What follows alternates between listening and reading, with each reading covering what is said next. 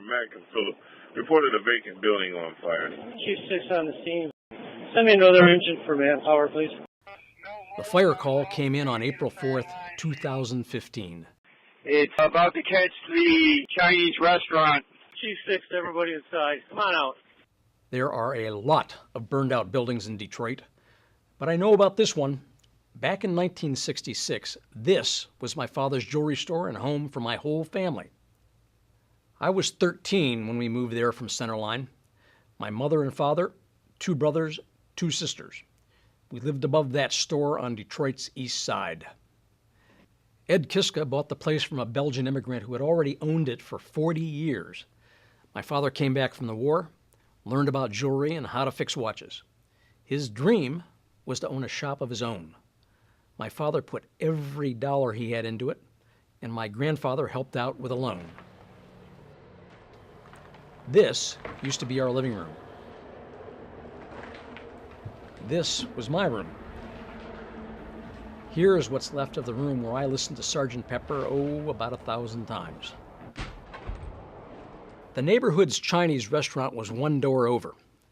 Mr. Louis, a war vet just like my father, had come from California after a failed attempt at farming.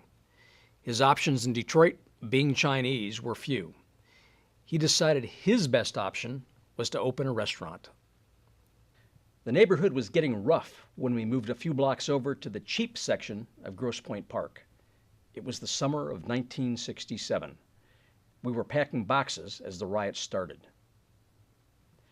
The Louis kept their restaurant going until 1995. They lived here until just a few years ago. When squatters came through, the building just didn't have a chance. But then, there's a different story just a few doors down. The barber shop where I used to shine shoes. That's 81-year-old Curtis Harry sitting, and his son, Chris, cutting hair. Back in 1970, Curtis bought the place, and 45 years later, Harry's barbershop is still here. It's the neighborhood nerve center, the gathering spot, but keeping it alive has not been easy. Curtis would work the midnight shift at a factory and cut hair during the day. A struggle then, a struggle now. And now, Curtis wants the city to finish the job, to level the blight that used to be my father's old place and replace it with some nice landscaping. Maybe it'll give Curtis and Chris a better chance to keep their business going. And maybe it'll give the neighborhood a fighting chance to thrive again.